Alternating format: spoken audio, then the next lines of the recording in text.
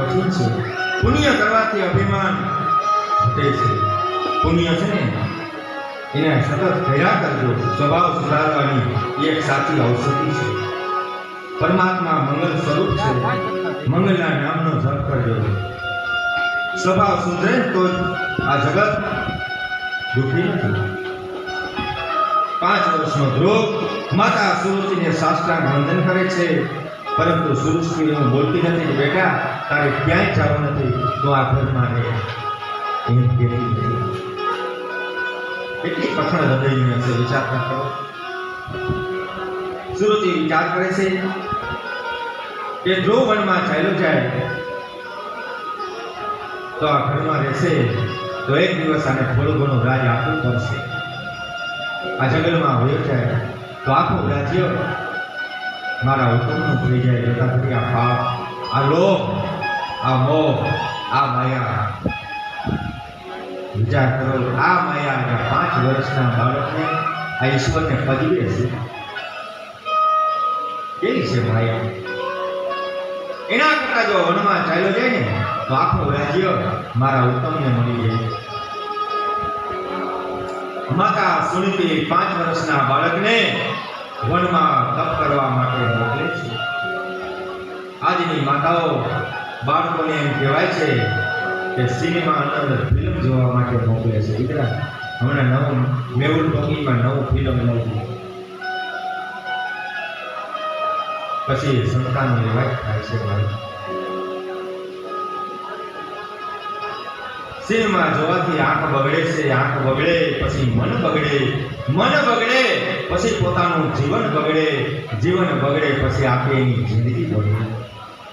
મનુષ્ય અવતાર એનો વ્યર્થ જાય છે. બાળક ચરિત્રહીન પાકે તેમાં માતાનો વાંક સમજવો, મૂર્ખ પાકે તો પિતાનો વાંક, અને જો કંજૂસ પાકે, લોભીઓ પાકે ને ત્યારે સમજો કે આપણા વંશમાં કોઈ દાતાર થયો જ નથી. આપણા વંશમાં દોષ છે.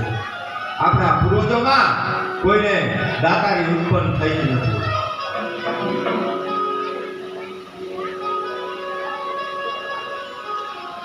આવી રીતે બે માતાઓના આશીર્વાદ મેળવી 5 વર્ષનો ધ્રુવ વનમાં જાય છે. તે થોડો ગભરાયો છે કે આ જંગલનો રસ્તો, વનનો કેમનો પકડવો, કેમનોથી જવાય. 5 વર્ષનું બાળક વિચાર કરે કેમનોથી જવાય, જંગલ કેમનો આવે. આવી રીતે વનમાં એમ કહેવાય કે આખા ગોથા મારી અને જંગલનો રસ્તો પકડે છે, વનનો માર્ગ પકડે છે.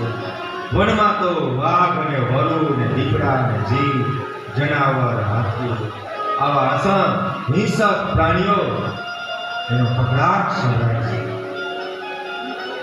વનમાં અવાજ સંભળાય છે. ધ્રુવ આગળ હાલે છે, જરા જરા ગભરાય છે. ગભરાતા ગભરાતા વિચાર કરે છે કે નહીં, મારે ગભરાવાની જરૂર નથી, મારે બીવાની જરૂર નથી. શું કામ? મારી માતાના આશીર્વાદ છે મારી સાથે. ના, મને પાપ નહીં બોલાવો. આ વરુ દીપડાઓ મને નહીં બોલાવે. આવો વિચાર કરે છે. હું એકલો નથી. નારાયણ, મારી માએ એમ કીધું કે તારી સાથે નારાયણ છે. સર્વને વંદન કરતો જાય છે. એમ કહેવાય છે શરૂઆતમાં જંગલના જે ઝાડવા છે, ફળફૂલો છે એને બધાને વંદન કરે છે. વંદન કરતો જાય, સર્વના આશીર્વાદ મેળવતો જાય છે. જંગલના ઝાડવાઓ એમ કહેવાય છે કે વાંકા વળી વળી અને આ ભગવત ભક્તના લાડીલા ભક્તને બધાય નમસ્કાર કરે છે. ઝાડવા વિચાર કરે, ધન્ય છે આની માતા પિતાને લાવ્યા 5 વર્ષના બાળકને જંગલમાં મોકલ્યો. આ ઝાડવા વિચાર કરે છે. પક્ષીઓ વિચાર જંગલમાં કલબલા કરતા બંધ કરી દીધો છે. અરે રસ્તામાં આગળ આગળ જાય છે. નદીઓ આવે, સરોવરો આવે, હિંસક પશુઓ આવે, બિહામણા સ્વરૂપ દ્વારા પક્ષીઓ પશુઓ આવે છે. ધ્રુવજી કંઈ આવડતું નથી. માને યાદ કરતો જાય છે માની યાદ કરતો જાય કે હું તો જંગલમાં આવતો રહ્યો, હવે મારી માનો શું થાય? ધ્રુવ એની માની ચિંતા કરે છે. ધ્રુવ જંગલમાં કોઈથી ડરતો નથી. એને તો વિચાર કર્યો કે મારું તો જે થવાનું હશે એ થશે, તો મારી માનો શું થશે? વિચાર કરતો જાય ક્યાં ભગવાનને પકડવા, ક્યાં ભગવાનનું ભજન કરવું, ક્યાં ભગવાનની માળા કરવી, ક્યાં ભગવાનના જપ કરવા. આ તો ધ્રુવને કઈ ખબર નથી. ધ્રુવ હજી ભણવાય નથી ગયો, નિશાળે જ બેસાડ્યો. કઈ ખબર નથી, કઈ આવડતું નથી, શું કરવું? પણ જે મનુષ્ય જેવા વિચારો લઈને નીકળે છે, જેના ઉપર વિશ્વાસ છે, જેના માવતરના જેના ઉપર આશીર્વાદ છે, જેના ઉપર ઈશ્વરની કૃપા છે, એવું એને પ્રાપ્ત થાય છે. ધ્રુવજીના સારા વિચાર હતા. વિચાર કરજો, ધ્રુવજી આગળ જાય છે. કે આગળ જતા એમ કહેવાય છે કે એક હાથમાં રામસાગર છે, વીણા છે, બીજા હાથમાં કરતાલુ છે. એવા શ્રીમન નારાયણ નારાયણ કરતા નારદજી વધારે છે. જય હો. કે શ્રીમન નારાયણ નારાયણ નારાયણ, શ્રીમન નારાયણ નારાયણ નારાયણ,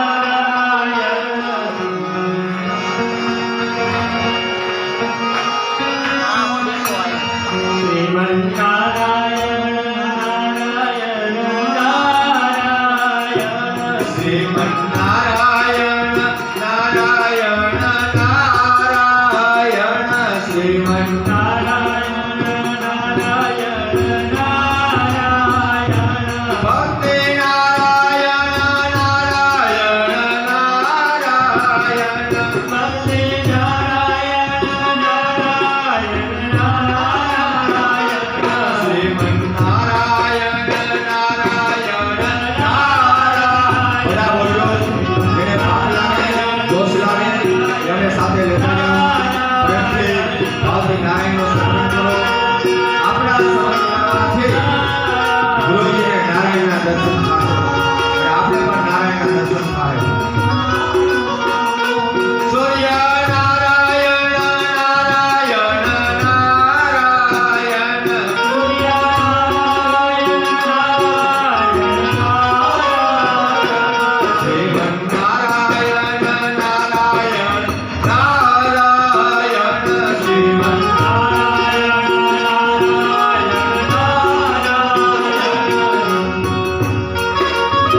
નારાયણ,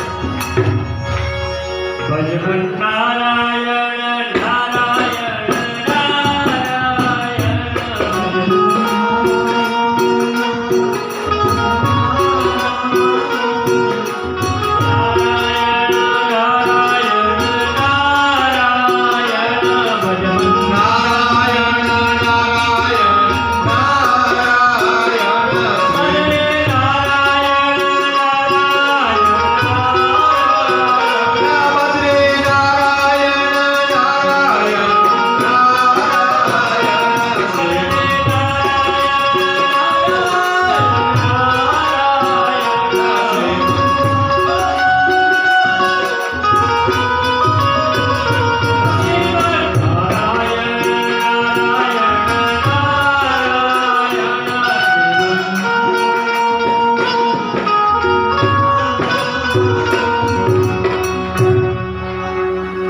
આવી રીતે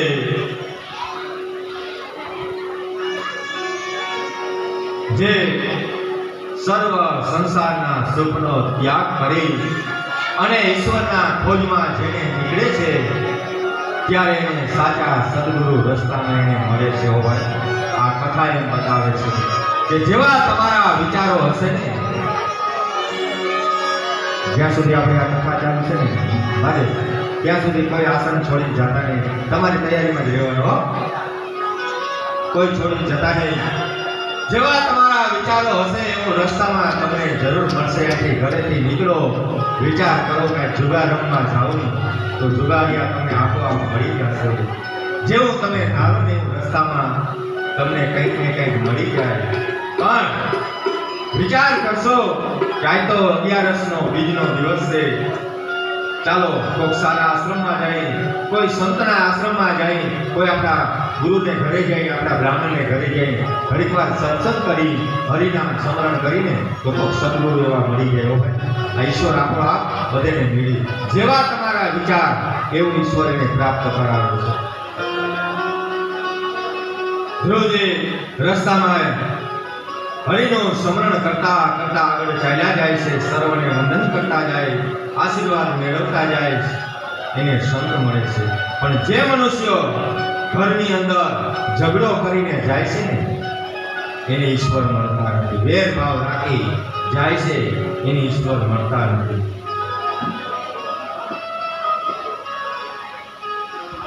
જે માણસ સંસારથી કંટાળી, ઘરથી કંટાળી અને ભાવો બની જાય એના બે બગડે છે. કથા એમ કહે છે. એટલે ધ્રુવ વિચાર કરતા આગળ ચાલ્યા જાય છે. ઘરમાં તો મારી માં મને બેટા કહીને બોલાવતી, હવે આ જંગલમાં મને દીકરો કોણ કહેશે? જંગલમાં મને દીકરો કોણ કહેશે? હવે મને મારા ઉપર કોણ હાથ ફેરવશે? મને કોણ પ્રેમ કરશે? આવી રીતે ધ્રુવજી વિચાર કરે અને આ બાજુ વૈકુંઠમાં ભગવાન નારાયણ એનાથી રહેવાનું નહીં. પરમાત્માથી આ 5 વર્ષનો બાળક જંગલનો રસ્તો પકડ્યો. આ ઈશ્વરથી રહેવાનું નહીં. પરમાત્માને વૈકુંઠમાં ચિંતા થઈ. એક મહાન પતિવ્રતા સ્ત્રીએ આજે મારા આધારે આ બાળકને વનમાં મોકલ્યો છે. મારા વિશ્વાસે એના માએ એના બાળકને જંગલમાં મોકલ્યો છે. એનો પતિ કેવો પ્રેમ, પતિનો તિરસ્કાર છે, છતાં તે પતિને પરમાત્મા માને છે. આવી સ્ત્રીઓ નારાયણને બહુ પ્રિય છે. પ્રભુએ વિચાર્યું કે માએ કહ્યું કે હવે આ બાળકને હું ભગવાનના ચરણમાં અર્પણ કરું છું. આજથી આ દીકરો મારો નહીં પણ તારો છે. હવે મારાથી એનો વાળ વાંકો થવા દેવાય નહીં. ભગવાન એમ કહેવાય છે કે બાજી હાથમાં લઈ લઈએ છે. નારાયણનો હૃદયનો બહુ કોમળ છે. ભગવાન તો બહુ કોમળ છે ભાઈ.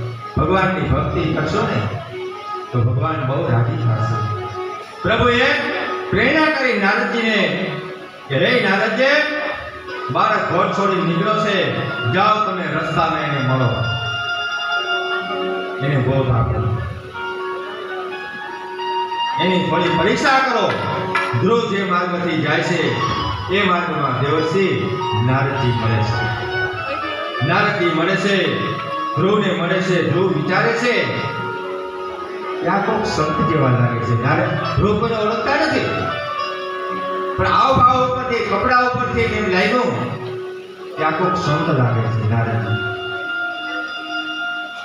ધ્રુવ નારદજીને ઓળખી શક્યા નહીં, પણ માએ આપેલી શિખામણ યાદ આવી કે કોઈ સંત મળે ને તો તેને સાષ્ટાંગ નમસ્કાર કરવાનો. દંડવત.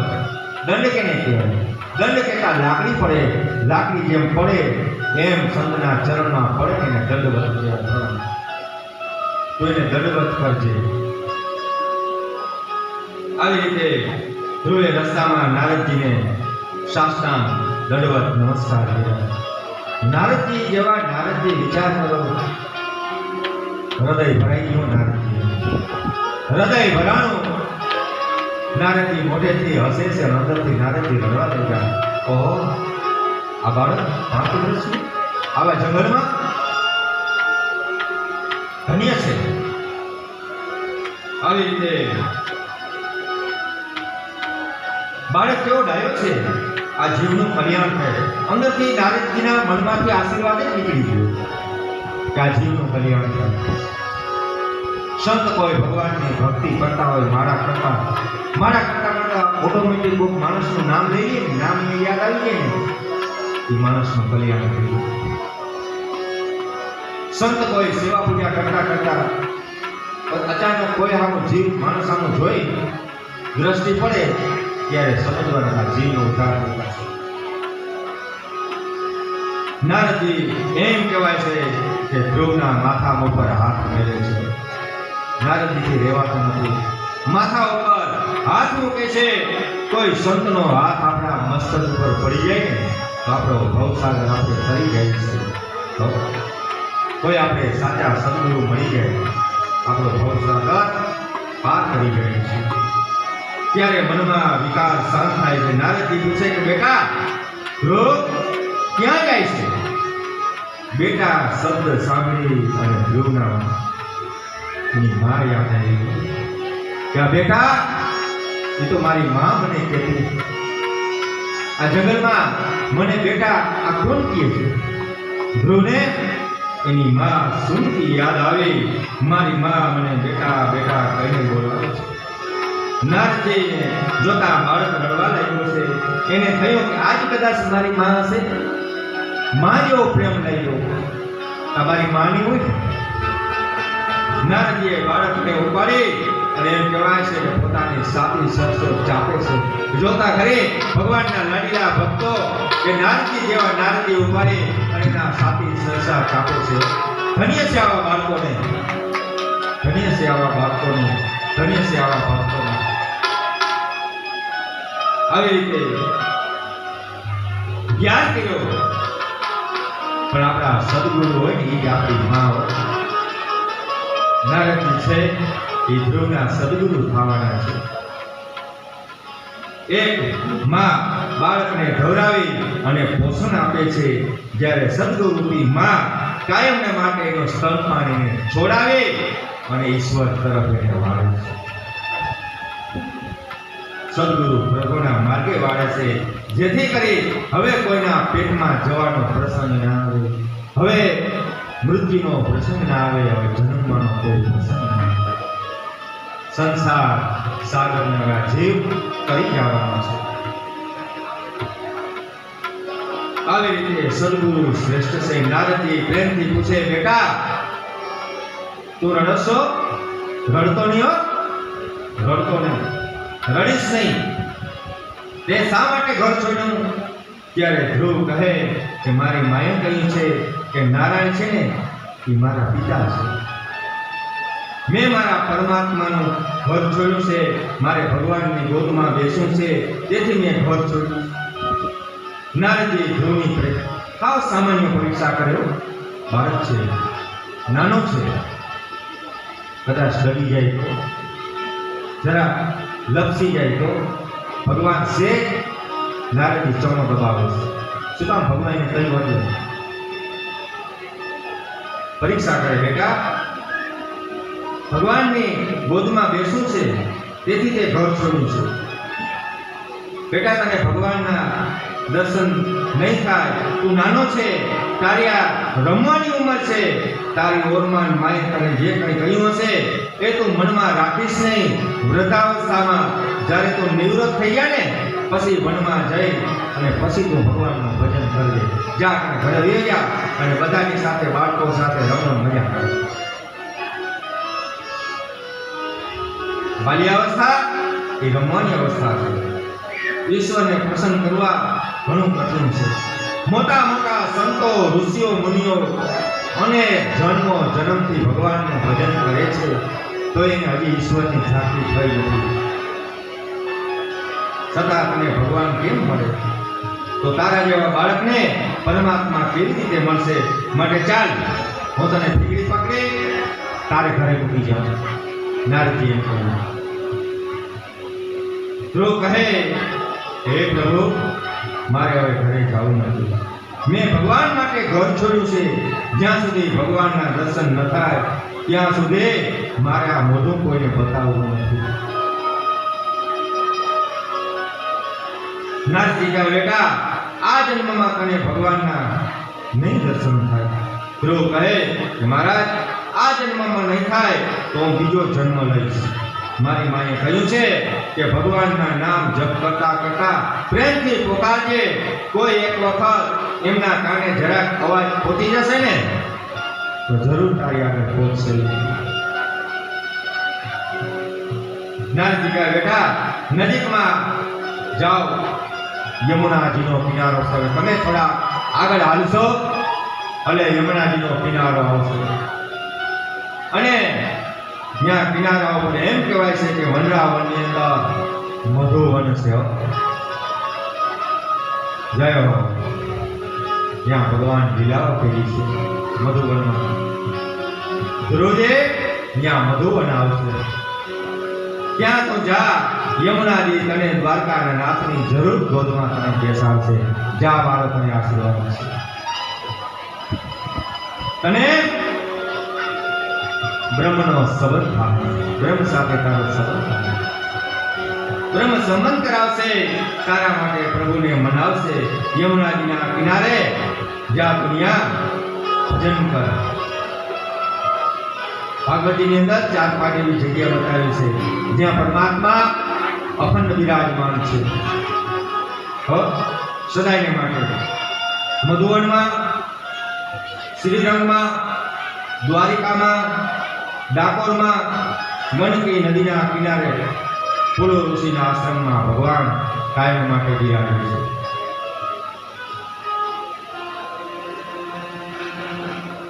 વૃંદાવનની ભૂમિ પવિત્ર ભૂમિ, ત્યાં ભજન કરવાથી મન જલ્દી શુદ્ધ થાય છે. વૃંદાવન દિવ્ય ભૂમિ છે, ત્યાં જીવ અને ઈશ્વરનું મિલન જલ્દી થાય છે. જીવ અને શિવ ત્યાં પહેલા મળે છે. પછી નારદજી ધ્રુવને નારાયણનું ધ્યાન કેવી રીતે કરવું એ પણ નારદજી સમજાવે છે. પહેલા ચતુર્ભુજ નારાયણ ભગવાનની માનસી સેવા નારદજી સમજાવે છે.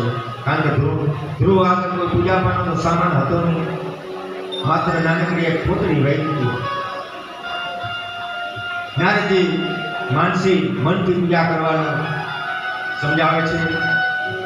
માનસી સેવામાં સતત મનને સાચવીને રાખવું પડે છે, એનું ધ્યાન રાખવાનું. ભગવાન શંકરાચાર્ય પણ ભગવાન કૃષ્ણની માનસી સેવા કરતા. માનસી સેવાનું પણ પુણ્ય બતાવ્યું છે. વિરક્ત સંન્યાસીઓ પાસે કશું હોતું નથી. સંન્યાસીઓ માનસી સેવા ઠાકોરજીની કરે છે, એ પણ ઉત્તમ છે. ગ્રસ્થાશ્રમીઓ છે, એ માનસી સેવા સાથે પ્રત્યક્ષ સેવા કરવી. આપણે બધા ગ્રસ્થાશ્રમી છે તો આપણે પ્રત્યક્ષ ભગવાનને માખણ, મિશ્રી, ખાંડ, તુલસી, ભગવાનના માટે અલગ અલગ બધા જલના સ્નાન, 1650 સ્નાન, પંચામૃતના સ્નાન, ભગવાનના ઉષ્ણ જળનું ગંગાજળથી સ્નાન, ભગવાનને કસ્તુરીનો તિલક, ભગવાનને સુંદર મજાના વાઘા, ભગવાનની કેડમાં કદરો, પગમાં ચાકડીયું, ભગવાનના હાથમાં ગેડી, ભગવાનના હાથમાં બંસી કહેતા વાંસળી, આ બધો પ્રત્યક્ષ આપણે આપવું પડે છે. સુગંધિત પુષ્પો, આ બધું એને અને ભગવાનને ભોગ પણ ધરાવવો પડે છે. સવારના 4 વાગ્યાથી લઈ 5:30 વાગ્યાનો જે સમય છે તે પ્રાતકાળમાં ઉઠી અને ઠાકોરજીનું ધ્યાન કરવું. બેસી ગંગાજીના કિનારે બેઠો છું, હું ગંગાજીમાં સ્નાન કરું છું. આથી અભિષેક માટે ગંગાજીના જળ હું ચાંદીના લોટામાં લઈ રહ્યો છું. આવી માનસી સેવા કરવાની. જગ્યા પછી તેનું આચમન કરાવવાનું, બાલકૃષ્ણને ગરમ જળથી નવડાવવા, ઠાકોરજીનો શૃંગાર કરો, ભગવાનને ભોગ કરો, કસ્તુરીનું તિલક કરો, આરતી ઉતારવી, આ બધું કરવાનું. આ બધું સંતો ઋષિઓ મુનિઓ આને બધું માનસી સેવા આવી રીતે કરવાની. માનસી સેવા કર્યા બાદ ભગવાનનું ધ્યાન કરવું. ધ્યાન સાથે જપ કરવો. કેટલા જપ કરતી વખતે સંસારનું ધ્યાન કરે છે એટલે જપનું ફળ કંઈ મળતું નથી. સ્નાનથી આ શરીરની શુદ્ધિ થાય છે, દાનથી ધનથી વૃદ્ધિ થાય છે, ધ્યાનથી મનની શુદ્ધિ થાય છે. જપ અને ધ્યાન સાથે થવા જોઈએ. જપ કરવા બેસો ત્યારે જે દેવનો તમે માનતા હો ને એ દેવનો જપ કરવો. તેની મૂર્તિ હૃદયમાં કે કસવા દેવી નહીં. 12 અક્ષરનો મહામંત્ર છે કે ઓમ નમો ભગવતે વાસુદેવાય નમઃ. ઓમ નમો ભગવતે વાસુદેવાય. આનો જપ કરો. ધ્રુવજી કહેવા લાગ્યા, આ ભગવત ચરણોની છાયા 6 માસમાં મેં પ્રાપ્ત કરેલી.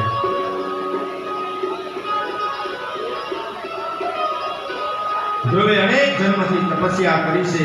પૂર્વજન્મની અંદર ધ્રુવજી 6 માસમાં ધ્રુવને પ્રભુના દર્શન થવાના હતા. ત્યાં રાજા રાણીને જોઈ ધ્રુવને રાજા બનવાની સુખની ઉત્પત્તિ થઈ. તેથી એનો જન્મ 6 મહિનાની ભક્તિ બાકી હતી અને એનું મૃત્યુ થયું. જીવ રાજામાં રહી ગયો હતો. આ જીવ અંતનો સમય હોય, આ જીવને જમને વાદ હાલતો હોય, એ સમય દરમિયાન કોઈ પણ આ માયામાં જે માણસનો જીવ રહી જાય ત્યારે એની જગ્યા ઉપર કોઈને કોઈ અવતાર એને લેવો પડે છે. તો બરાબર આપણે સાથે મળી ઠાકોરજીની આપણે પ્રાર્થના કરી, હે પરમ કૃપાળુ પરમાત્મા, જ્યારે અમારો અંતનો સમય હોય ત્યારે હરિનામ સ્મરણ સિવાય અમારામાં કોઈ જાતની મોહ માયા ન આવે એ અમારા ઉપર કૃપા કરજે, કૃપા કરજે. અંતના સમય હરિનું નામ સ્મરણ સિવાય બીજું કાંઈ હોવું જોઈએ નહીં. આ બાજુ રાજા અવસાન કાંઈ સાંભળ્યું ત્યારે ધ્રુવ ઘર છોડીને જંગલમાં ઉભી બાપને ખબર પડી, પિતાશ્રીને ખબર પડી. રાજાને આશ્રયથી 5 વર્ષનો બાળક વનમાં જાય. રાજાએ ધ્રુવની શોધમાં પોતાના સિપાહીઓને મોકલ્યા છે. રાજાની અંદરની આંખ ઉઘડી છે, ત્યાં ત્યાગની શક્તિ ઉત્પન્ન થાય છે. ધ્રુવ ઘરમાં રહ્યા હોત ને તો રાજાની બુદ્ધિ સુધરત નહીં, પણ તેને ઘર છોડ્યું પછી રાજાની બુદ્ધિ શુદ્ધ થઈ છે. આમે શું કર્યું? હે, મેં મારા 5 વર્ષના બાળકનો ત્યાગ કર્યો. જ્યારે હું એક સ્ત્રીને છોડી શક્યો નહીં ત્યારે અમારા બાળકનો મારે ત્યાગ કરવો જોઈએ. સુરતીના કહેવાથી મેં સુનીતિનો ત્યાગ કર્યો. સુનીતિમાં કોઈ જાતનો કોઈ દોષ નથી. સુનીતિ એ તો મહાન પતિવ્રતા મારી પત્ની છે. હવે જ્ઞાન થાય છે. સાચી વસ્તુ, સત્ય વસ્તુ આજ રાજાને સમજાય છે. આજે ઘણા દિવસો બાદ રાજાને પોતાની રાણી યાદ આવે છે. સુનીતાના આવાસે આવે છે. સુનીતિને તે સમયે ધ્રુવને યાદ કરી અને રડતી હતી. ત્યાં એક દાસી આવી સુનીતિને કહેવા લાગી કે હે દેવી, તમારી ઝૂંપડીએ રાજા આવે છે. સુનીતિ આશ્રયથી કોઈ દિવસ નહીં અને આજે મારે ઘરે રાજા આવે છે. મનમાં બરાબર ગૂંચવાના લાગી.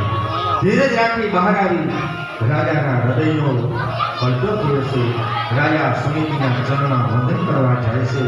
સુનીએ તેને વંદન કરતા અટકાવે છે. તમે તો મારા પતિ છો, તમે તો મારા પરમેશ્વર છો, હું તો તમારી દાસી છું.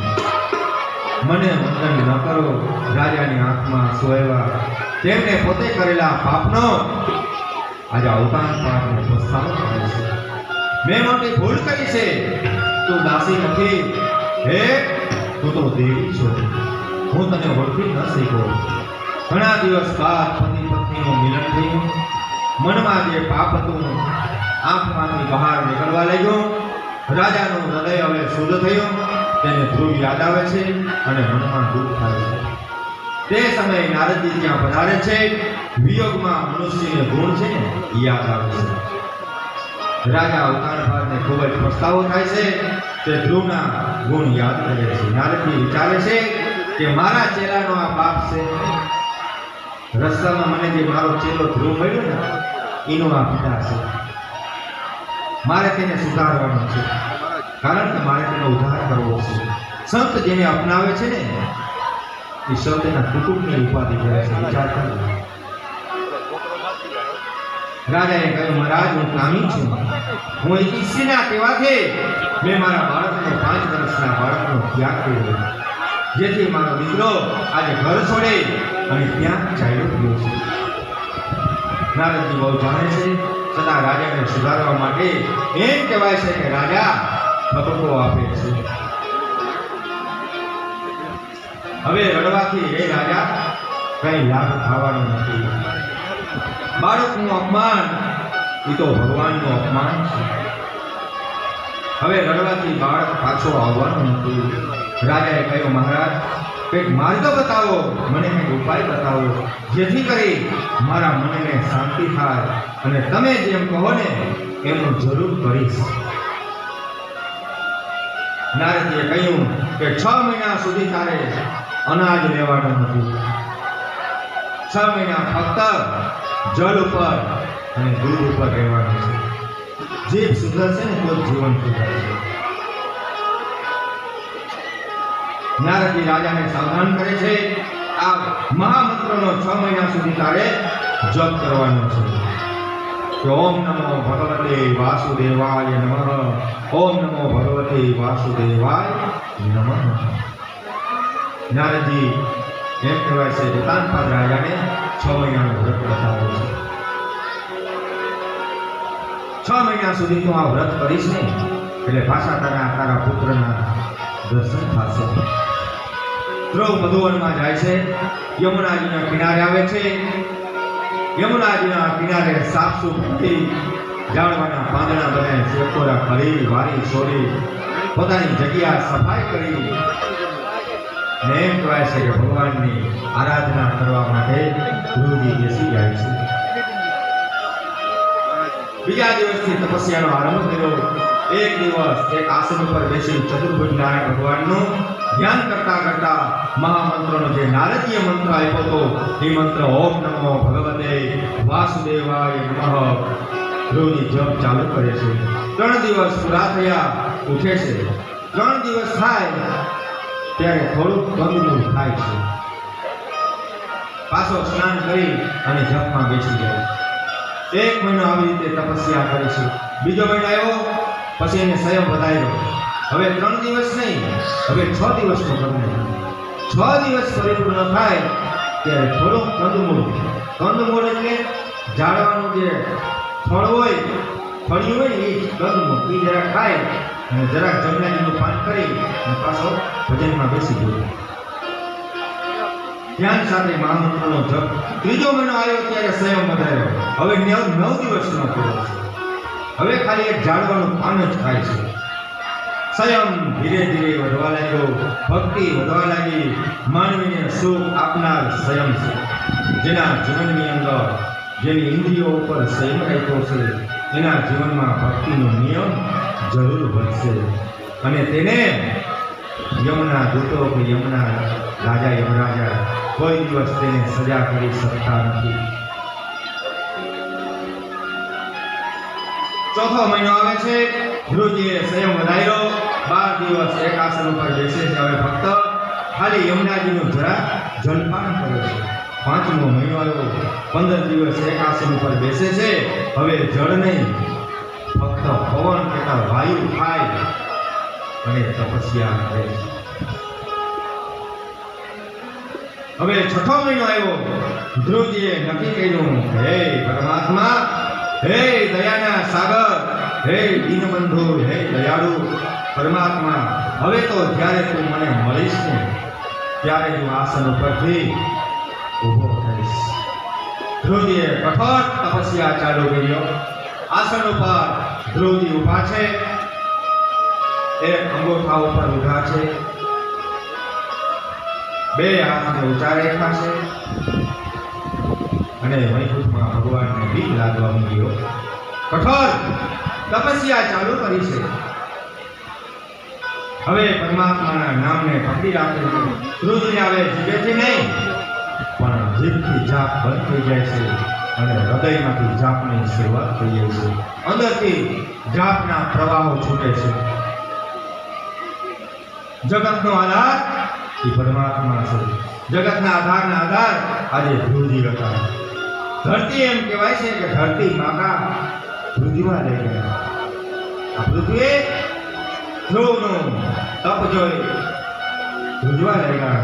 પૃથ્વી માતાજી ભજન સહન કરી નથી શકતા એટલે ધરતીએ પરમાત્માને વિનંતી કરી, હે પરમાત્મા, હે નારાયણ, હવે ધ્રુવને જલ્દી તમે દર્શન આપો. મારાથી આ સહન થતું નથી. બીજી બાજુ દેવતાઓ ધ્રુજવા લાગ્યા. ઇન્દ્ર મહારાજનું ઇન્દ્રાસન એમ કહેવાય છે કે દોડવા લાગ્યું. બ્રહ્માજીની એમ કહેવાય કે બ્રહ્મલોક દોડવા લાગ્યા. દેવતાઓ બધા ગભરાવા લાગ્યા કે હવે શું કરવું. ભગવાન નારાયણ પાસે આવે છે. તેઓ કહે છે કે હે નારાયણ, ધ્રુવને જલ્દી દર્શન આપો. નારાયણ કહે કે ધ્રુવને તમે શું વાત કરો છો? હે દેવતાઓ, તમે શું વાત કરો છો? હું શું એને દર્શન દેવા જાઉં? મારી એવી કઈ શક્તિ કે હું ધ્રુવને દર્શન દેવા જાઉં? મારાથી નથી રહેવાતું. મેં એવો વિચાર કર્યો કે મારે ધ્રુવના દર્શન કરવા જવાનું છે. મારે ધ્રુવના દર્શન કરવા માટે નારાયણ કહે કે મારે જવું છે. વિચાર કરો તો આજે ધ્રુવજીના દર્શન કરવાની નારાયણની ઈચ્છા થઈ છે.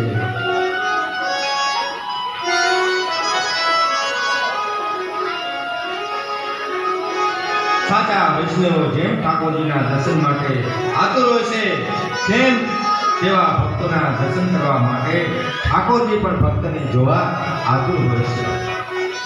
ધ્રુવ સમક્ષ ભગવાન નારાયણ કહેવાય છે. અહીંયા મધુવનમાં ભગવાન નારાયણ પરમાત્મા પ્રગટ થયા છે. બોલો શ્રી નારાયણ પરમાત્મા ભગવાન કી જય. એમ કહેવાય છે કે મધુવનની અંદર યમુનાજીના કિનારે આજે નારાયણ પરમાત્માનું પ્રાગટ્ય થયું છે. ધ્રુવજીની સામે ભગવાનની ચાર ભુજાઓ છે. શંખ ચક્ર ગદા પદ્મ વનમાલા વિભૂષિતમ. આ તો એક સૂર્ય છે. આવા 12 સૂર્ય સમાન નારાયણ તેજ રહી ગયું છે.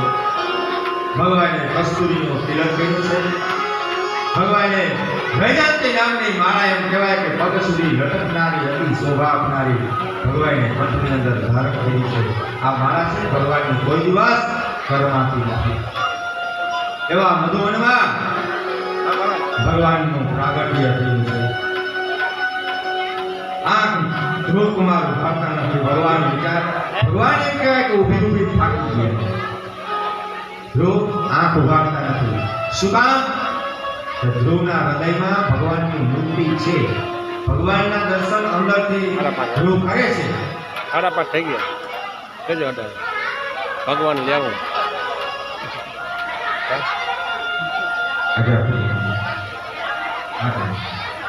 ધ્રુવ સમાજ વિચારે છે કે જ્યાં સુધી મારા ભક્તના હૃદયમાં મારી મૂર્તિ છે ત્યાં સુધી ધ્રુવ આંખ ખોલી નહીં શકે.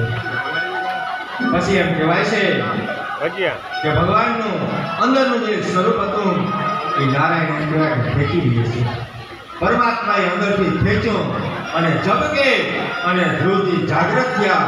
ધ્રુવજીએ ત્યાં જોયું કે આમાં નારાયણ ઉભા છે. નારાયણ પરમાત્મા ઉભા છે. ધ્રુવજી અપનાઈ ગયા. દિવ્ય સ્વરૂપ મારું ક્યાં ગયું? આંખ ઉગાડી તો ચતુર્ભુજ નારાયણ. ધ્રુવજી દર્શન કરતા નથી, પણ દર્શનથી નારાયણ એમ કહેવાય જાય કે નારાયણના નખથી લઈ અને આખી મૂર્તિ શિખા સુધી ધ્રુવજી આ મૂર્તિને પી જાય છે. કેટલા દર્શન કરે છે. આપણે મંદિરમાં જઈએ આંખ બંધ કરી દઈએ. આપણે કોઈ પણ મંદિરમાં જઈએ ને તો ત્યાં આંખો બંધ કરી ભગવાનના દર્શન નહીં. આપણે કહેતા એમ કહી તો ભગવાનના દર્શન કરવા જાઓ તો શું કામ આંખ બંધ કરો છો? આંખ ખુલી તો જ દર્શન થાય. મંદિરમાં તમે જાઓ, તમારી દિવ્ય દ્રષ્ટિથી મૂર્તિ છે એની નખથી શિખા સુધી એના પહેલા દર્શન કરો. દર્શન કરી કરી ધીરે ધીરે આંખ મીટતા એ મૂર્તિને તમારા હૃદયમાં લઈ આવો. હૃદયમાં ઉતારી અને પછી તમે આંખો બંધ કરશો ને તો એ મૂર્તિ તમારા હૃદયમાં તમને દેખાય. પણ કોઈ વસ્તુ જે જોઈએ જ નથી એને તમે આંખો બંધ કરીને કઈ રીતે વિચારી શકો? એક આપણે વસ્તુ કઈ જોઈ હોય તો આંખો બંધ કરી કે ફલાણા ભાઈ યાદ કરી દેવા દેખાય મને કે આદા અમારા રજૂઆત આવા છે, એને મેં જોયા છે, એને હું આંખો બંધ કરું તો મને એવા ને એવા દેખાય જોયું. પણ એને મેં જોયા જ ન હોય તો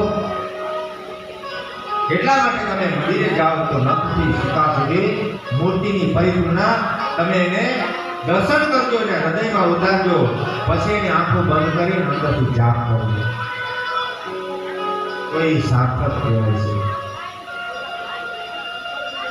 આવી રીતે બોલવાની ઈચ્છા છે પણ ધ્રુવ કઈ બોલી શકતા નથી. તે ભણેલા નહીં તો કેવી રીતે બોલી શકે? પછી ભગવાને પોતાનો જે પંચજન્ય નામનો જે શંખ હતો એ ધ્રુવજીના ગાલ ઉપર, ધ્રુવના વક્ષ ઉપર ફેરવે છે અને ધ્રુવને ત્રિકાળ જ્ઞાન ઉત્પન્ન થાય છે. જ્ઞાનનો ભંડાર ધ્રુવમાં ઉત્પન્ન થાય છે અને ધ્રુવજી સુંદર મજાની ભગવાનને સ્તુતિ કરે છે કે શાંતાકારમ ભુજગશયનમ પદ્મનાભં સુરેશમ વિશ્વાધારં ગગન સદૃશમ મેઘવર્ણં શુભાંગં લક્ષ્મીકાન્तं કમલનયના યોગીभिर्ध्यानगम्यं वन्दे विष्णु भवभयहरणं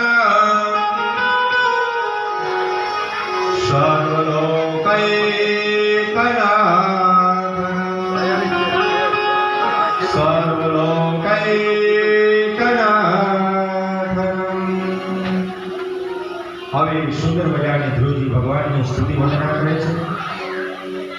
પછી તો ભગવાન ધ્રુવજીને ખૂબ દર્શન આપે છે, ધ્રુવજીને આશીર્વાદ આપે છે. પછી ભગવાન એને ખૂબ આશીર્વાદ આપી અને ધ્રુવજી ભગવાન સૂચના કરે છે કે જાઓ ધ્રુવજી, તમે અવિચળ રાજ કરજો. અવિચળ રાજ કરી પછી ભગવાને કેટલા હજાર વર્ષો સુધી ધ્રુવજીને રાજ્ય કરવાનું સોંપ્યું છે. પછી ધ્રુવજીએ યક્ષો સામે યુદ્ધ કરે છે, ઘરે પધારે છે, માતા પિતાને બધે એને ખૂબ આતુરતાથી બધાને વંદન કરે છે અને ધ્રુવને રાજની ગાદી સોંપે છે. અને અંતે કહેવાય છે કે નારાયણ પરમાત્મા ધ્રુવજીનો જ્યારે સમય એવો જ્યારે ધ્રુવ હતા એના કાળની ટ્રેન ઉપર પગ દઈ પુષ્પના વિમાન ઉપર બેસી અને ભગવાને અવિચળ ધ્રુવને રાજ સોંપ્યું છે. જ્યાં ધ્રુવનો તારો બેસે ત્યાં ધ્રુવને અવિચળ રાજ છે. બોલો શ્રી કૃષ્ણ કનૈયા લાલ કી જય. શ્રી દ્વારિકાધીશ કી જય.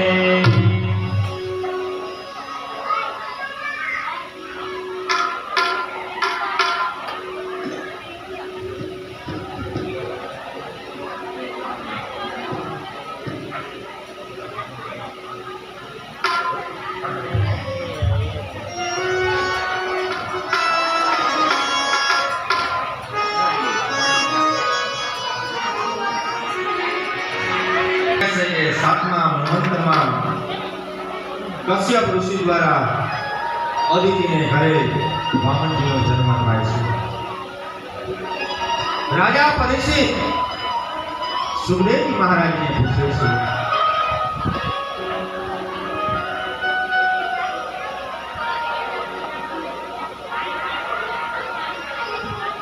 સુખદેવજી મહારાજ પરીક્ષિત રાજાને કથા સંભળાવી રહ્યા છે. પરીક્ષિત જેવો શ્રોતા હોય, સુખદેવજી મહારાજ જેવા વક્તા હોય, દ્વારકાધીશને જરૂર આવવું પડે છે. કથાકાર એવા હોય, સાંભળવા એવા હોય તો નારાયણનો જરૂર પ્રાગટ્ય થાય છે. સાચો ભગવાન પ્રેમ માગે છે, ભગવાન ભાવ માગે છે, ભગવાન ભાવના ભૂખા છે. પરિસ્થિત રાજા પ્રશ્ન કરે છે કે ભલે હે પત્રતયમ ભોગે સુમસ્કાયા ચનંબહ ભૂતેશ્વર કૃપણમ કાલવે મંદુનામ નમઃ. મને આ સપ્ત મન્વંતરના વામન ભગવાનની કથા સાંભળવાની બહુ ઈચ્છા છે. લક્ષ્મીજીના પતિ જે નારાયણ જે ભિક્ષા માંગવા ગયા હતા એવું મેં સાંભળ્યું છે. તેનું કારણ શું હતું અને વામનજી શા માટે પ્રગટ થયા? હે સુખદેવજી મહારાજ, આ મને વિસ્તારથી કથા સંભળાવો. સુખદેવજી મહારાજ વર્ણન કરે છે કે હે રાજન, દેવ અને દૈત્યોનું યુદ્ધ થયા પછી દૈત્યો શુક્રાચાર્યને શરણે ગયા. શુક્રાચાર્ય એ દૈત્યોના ગુરુ છે. શુક્રાચાર્યમાં સંજીવની વિદ્યા છે. મૃત્યુ પામે મરદું એને સજીવન કરે આ વિદ્યા શુક્રાચાર્યમાં છે. એ દૈત્યોના ગુરુ છે.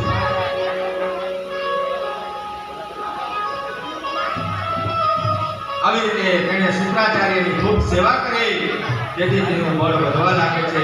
શુક્રાચાર્ય દૈત્યના રાજા બલિના હાથે વિશ્વજીત નામનો યજ્ઞ કરાવે છે અને તે યજ્ઞની પૂર્ણાહુતિના સમયે અગ્નિકુંડમાંથી એક કહેવાય છે સોનાનો રથ બહાર આવે છે અને શુક્રાચાર્ય બલિરાજાને તે રથમાં બેસાડી અને પોતાનું બ્રહ્મનું તેજ આપે છે. સૃષ્ટિમાં તેનું ભ્રમણ કરાવે છે. શુક્ર એટલે શક્તિ તત્વ, એના આધારે જ આ શરીર બન્યું છે. શુક્રાચાર્ય એટલે સ્વયં શુક્રની જે સેવા કરે એ બલિ બને છે. બ્રહ્મચર્યની સેવા કરવી એટલે કે સ્વયં પાડવો તે બળવાન બલિરાજા થાય છે. શુક્રાચાર્ય આપેલા બ્રહ્મતેજને કારણે બલિરાજા સ્વર્ગમાં યુદ્ધ કરવા માટે ગયા. જેમની જીત થઈ, દેવોની હાર થઈ, સ્વર્ગનું રાજ્ય બલિરાજાને હાંસલ થયું. શુક્રાચાર્યનું બળ રાખવા સ્વયંની શક્તિનો સંગ્રહ થાય છે. જે શક્તિનો સંગ્રહ કરે એ બલિ થાય છે. શુક્રાચાર્ય વિચાર કરે કે જો બલિરાજા અશ્વમેઘ યજ્ઞ કરશે ને તો કાયમના ઇન્દ્ર થઈ જશે, એટલે તે કાયમ માટે સ્વર્ગનું રાજ મળશે.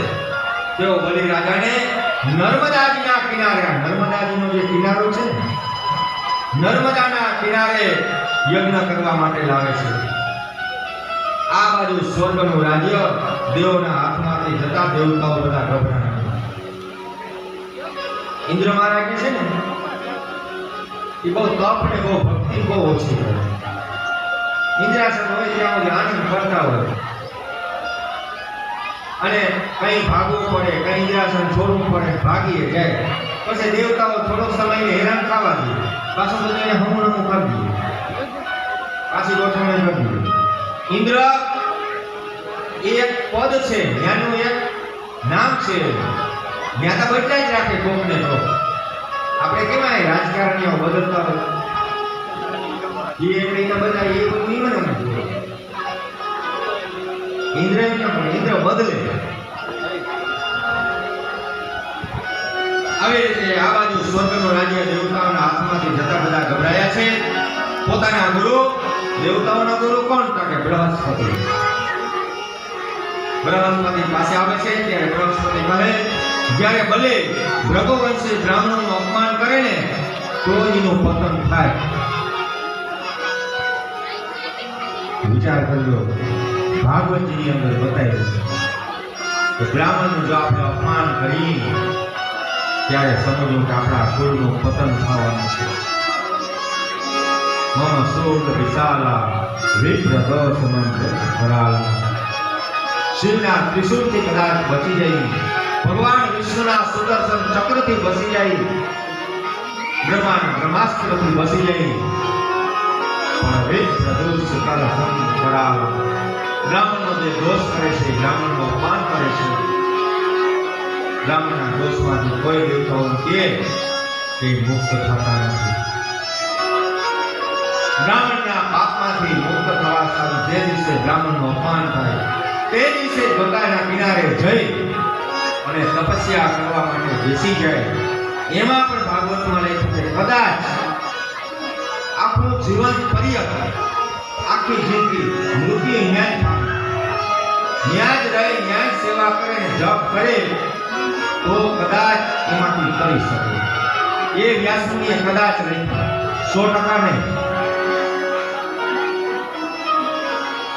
બને ત્યાં સુધી સંતો ઋષિઓનું, ભૂદેવોનું કોઈ અપમાન ન કરે. આવી રીતે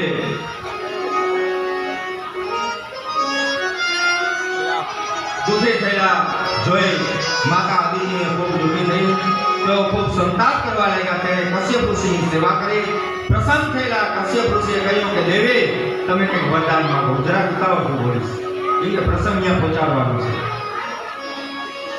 અદિતિએ કહ્યું કે મારા શત્રુનો નાશ થાય અને તમારા બાળકને સ્વર્ગનું રાજ્ય મળે એવું મને વરદાન આપો.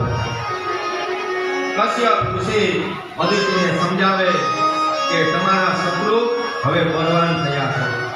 દૈત્યો સર્વે પ્રકારનું પાપ છોડીને પવિત્ર જીવન ગાળે, તેઓ બ્રહ્મચર્ય પાળે છે, ધર્મનું બખ્તર પહેર્યું છે, તેને માથે શક્તિનું નીતિનું સત્ર છે.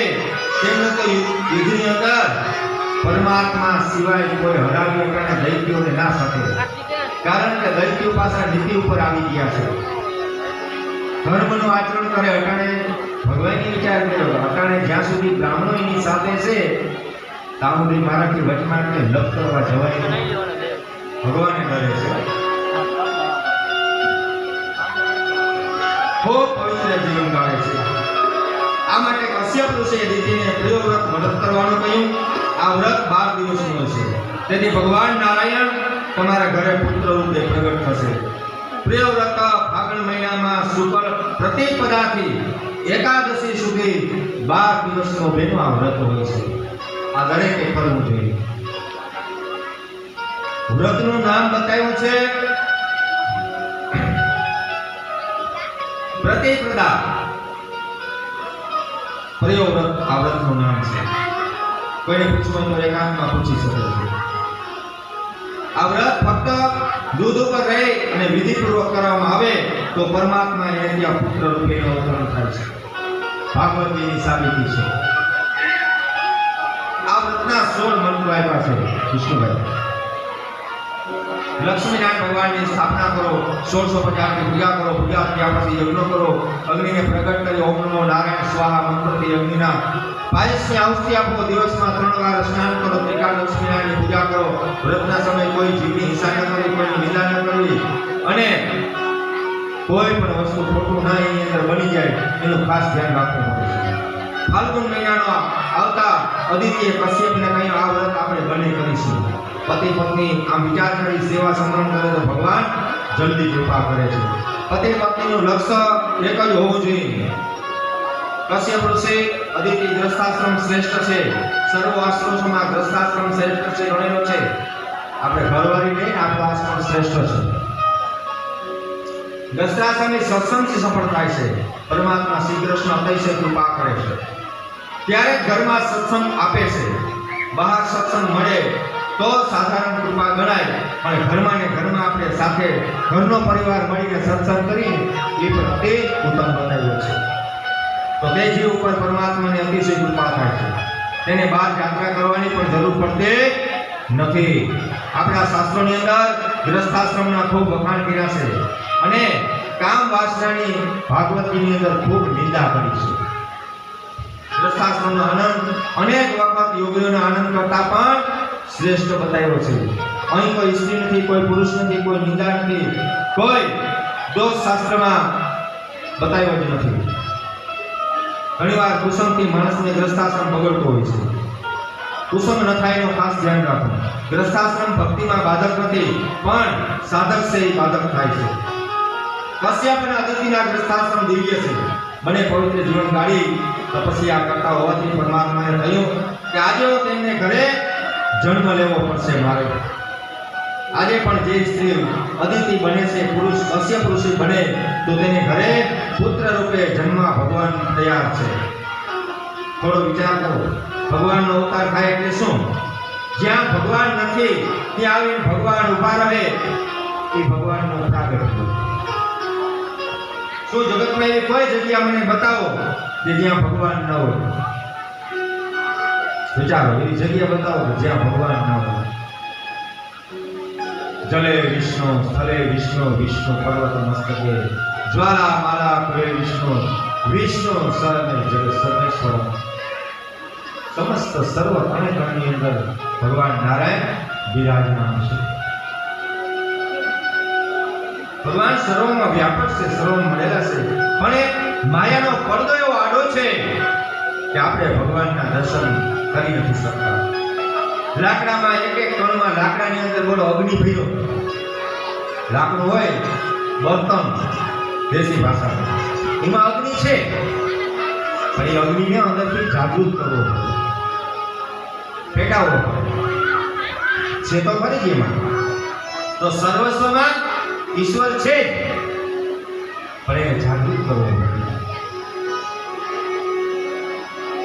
લાકડાને ગરમી આપવું, લાકડાના અગ્નિનો ઉપયોગ કરતો હોય તો લાકડામાં બને છે. આવી રીતે બહાર સારસ્વરો એકત્ર થાય ત્યારે વામનજીનું પ્રાગટ્ય થાય છે. અંતર્યામી નારાયણ પ્રકાશમય છે, જે દીવા જેવો છે તે દીવો છે.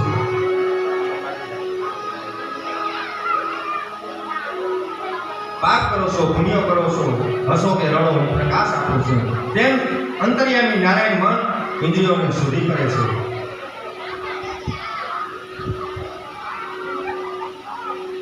કશ્યપ ઋષિના કહેવાથી અદિતિ ઉત્તમ પ્રયોગ શરૂ કરે છે. શા માટે કરવાનો? વ્રતનું લક્ષ્ય કે જગત ભૂલાય અને પરમાત્માના દર્શનનું સ્મરણ થાય. કેટલાયને મન વ્રત કરવું એટલે દાળ ભાત ખાવાની, બાકી બધું ખાવું. વ્રત કરી ફેરી કે દાળ ભાત ના ખવાય, બાકી બધું ખવાય. સોમવાર રહેતા હોય ને રવિવાર નથી, તમે પોતે જાઓ કાલ મારે સોમવાર છે, ખંભાળી જાઓ એટલે તમે કેળા ને સફરજન, ફરારી પેડા, ફરારી ચેવડો, સવારે તમે દૂધ રાખી દઈએ.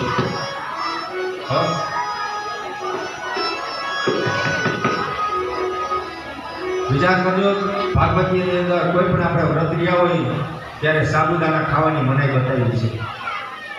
યાદ રાખજો. બીજું તમને હું છૂટ તો ખાઈ જ કે કેળા સફર સાબુદાણા ખાતા મનાઈ બતાવી છે. આવી રીતે વિકાસવતીનો મન વિષ્ણુ શા માટે છે? કરવા લાગ્યા, તપસ્યા કરે છે. પરમાત્માએ બધાને ધન આપવા વિષમતા આપી છે, કોને કેટલું આપવું? કશ્યપ ઋષિ અદિતિ વારંવાર નારાયણનું ચિંતન કરવા લાગ્યા છે. પરમ પવિત્ર સમય એવો છે, દસે દિશાઓ પ્રસન્ન થઈ છે. આકાશમાં દેવતાઓ, ગંધર્વો દૂધભી ધીરે ધીરે વગાડવા લાગ્યા. વિષ્ણુભાઈ આગળ તૈયાર છે ને બધી. વામનજીનો હમણાં પ્રાગટ્ય થશે. બધાએ બેઠા બેઠા બધાએ ધૂન ગાવાની છે, કીર્તન ગાવાનું છે.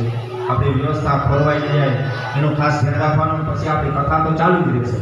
આજે જરાય ઇન્ટર આપવામાં આવશે નહીં. પરમ પવિત્ર એમ કહેવાય કે સમય આવ્યો, ઝીણો ઝીણો પવન છે ને એ શાંતિ પકડી ગયો. વામનજી નારાયણનું પ્રાગટ્ય થવાનું છે. મધુર પવન વાય છે, ઠંડો પવન વાય છે, શીતળ પવન વાવા લાગ્યો છે. દસે દિશાઓ પ્રસન્ન થવા લાગી. દસે દિશાઓ પ્રસન્ન થવા લાગી. આકાશમાં દેવતાઓ આકાશ માર્ગે આવી ગયા અને પુષ્પોના ટોપલા ભરીને આવી ગયા. સારા સારા પુષ્પો દેવતાઓ વીણી તૈયાર રાખ્યા. ગાંધર્વો બેઠા છે, જો બધા દૂધભીના નાદ કરશે. બધા ગાંધર્વો ઝીણા ઝીણા વાજિંત્રો વગાડે છે. અપ્સરાઓ નાચે છે. કદાચ આમાંથી કોઈને ઈચ્છા થાય, ભગવાન પ્રત્યે પ્રેમ હોય, ભાવ હોય તો પ્રેમથી નાચી શકે છે. ભગવાનને લક્ષ્યમાં રાખી નારાયણ કોઈ પણ શરમ ધર્મ રેખા વિના ઈશ્વર પ્રત્યે ભાવ હોય એ નાચી શકે છે. બ્રાહ્મણોને બહુ આનંદ થાય છે, કાલે મારા ઘરમાં ભગવાન પધારવાના છે. પરમ પવિત્ર ભાદરવા સુદ બારસ મધ્યાહન કાળે માતા અદિતિ સન્મુખ ભગવાન વામનજી નારાયણનો પ્રાગટ્ય થાય છે. બોલો શ્રી વામન નારાયણ ભગવાન કી જય. હાલો વિષ્ણુભાઈ પધારો. આજ વિષ્ણુ વામન થઈ ચાલ્યા રે. કયો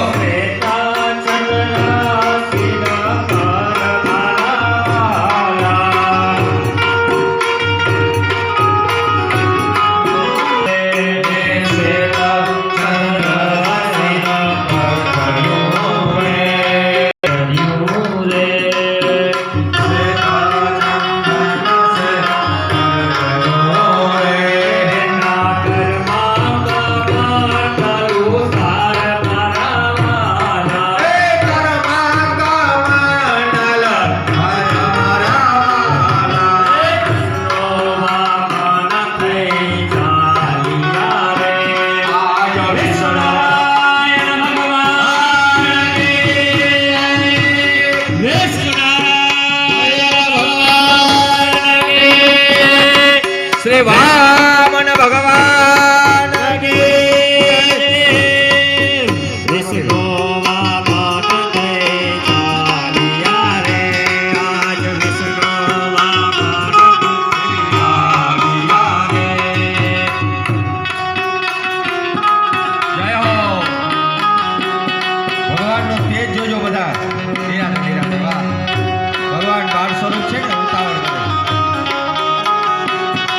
એ વિષ્ણુ વામન થઈ આવ્યા રે વાલા વિષ્ણુ વામન થઈ આવ્યા રે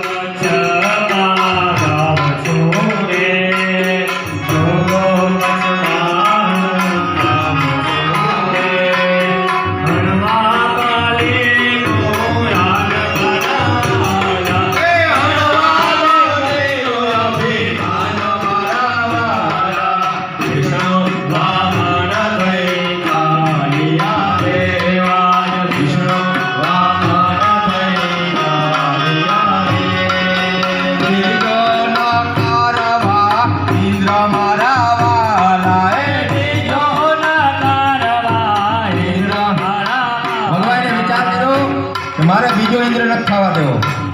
આ બલિ છે ને ઇન્દ્ર થવાનો હતો. ભગવાને વિચાર કર્યો કે આ યુગમાં મારે આના ઇન્દ્ર રહેવા દેવો. આનો સોમો યજ્ઞ મારે પરિપૂર્ણ નથી થવા દેવો. સોમો યજ્ઞ થાય તો આ બલિ હતો, આ દૈત્ય હતો, ઇન્દ્ર બની જાય. ભગવાનને ઇન્દ્ર ન થયો. બીજો ના તારવા ઇન્દ્ર મારા વાલા.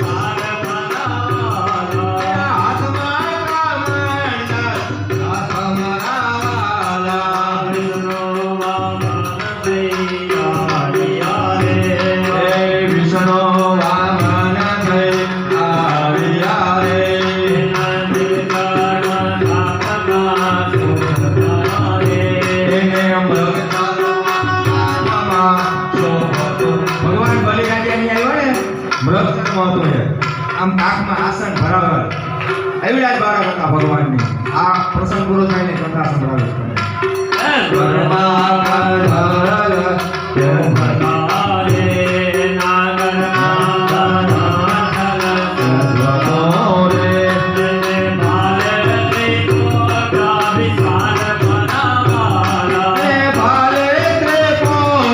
વિશાલ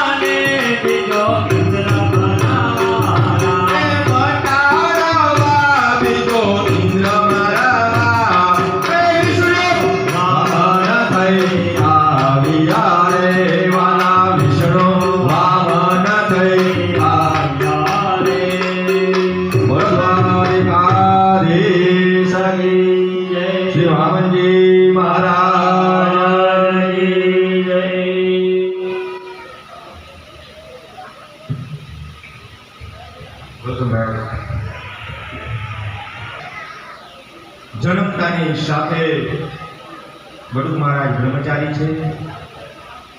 વામનજીના દર્શન કરવા માટે બ્રહ્માદિ દેવતાઓ ત્યાં પધારે છે. બ્રહ્માજીએ કશ્યપ ઋષિને ધન્યવાદ આપતા કહ્યું કે આજે તમારો ગ્રસ્થાશ્રમ જીવન સફળ થયું છે. આજે તમે જગત પિતાના તમે પણ પિતા થયા છો. આ બાળક કોઈ સાધારણ નથી, આદિનારાયણ પરમાત્મા છે. તમારે ઘરે પુત્ર રૂપે પ્રગટ થયા છે. બ્રહ્માદિ દેવો વામનજી મહારાજની પૂજા કરી અને વામનજી મહારાજની આરતી ઉતારે છે. વામનજીએ બાળ લીલા કરી નથી, કારણ કે વામનજી પ્રગટ થયા છે. વામનજીએ જન્મ નથી લીધો. ત્યારે તેનું સ્વરૂપ 7 વર્ષનો હતો. બ્રાહ્મણનો બાળક 7 વર્ષનો થાય એટલે તેને જનોઈ આપવામાં આવે છે. પછી એના માતા પિતાએ વામનજી બટુક મહારાજને એના દીકરા માટે યજ્ઞ પવિત્રનો એક સંસ્કાર કર્યો છે, યજ્ઞ કર્યો છે. અને યજ્ઞ કરે એટલે અમારા બ્રાહ્મણોમાં એમ કહેવાય કે બળવા મનાવવા જાય અને ભિક્ષા માંગવા તેને મોકલે છે. બ્રાહ્મણના બાળક અમે નાનકડા હોય ને ત્યારે અમારા બાળકોને કેમ ભિક્ષા માંગવી, કેમ યજમાન આગળથી દક્ષિણા લેવી, એ મમ્મીને શીખવાડી. એ અમારો સંસ્કાર છે. તમારે દેવાનો ધર્મ છે, અમારો લેવાનો. લઈને ગાડિયા કરવાનો અમારો ધર્મ નથી, પણ સારો ઉપદેશ આપે, સારા સંસ્કાર આપે, સારું જ્ઞાન આપે અને દક્ષિણા રૂપી અમે જો ગમે ત્યારે એમ ના કંઈક હાલો અમને અમારા રૂપિયા થઈ ગયો તમે ભૈયા થઈ ગયા. અમે યજમાનને જમી લઈએ, કમ્પ્લીટ થઈ ગયા એટલે કંઈ કે ચાલો અમને સોપારીને પટ્ટો અને દક્ષિણા આપી દો એટલે અમે ભૈયા થઈ. એમ કહ્યું ભાઈ અમને ઝડપમાં રૂપિયા દઈ દો, ધન દઈ દો, દોલત દઈ દો. દક્ષિણા છે, તમારે દક્ષિણા જાણીને જ આપો તો જ પુણ્ય વધે. તો આવી રીતે એના માતા પિતાએ એમ કહેવાય છે 7 વર્ષના ત્યાં યજ્ઞનો આરંભ કર્યો અને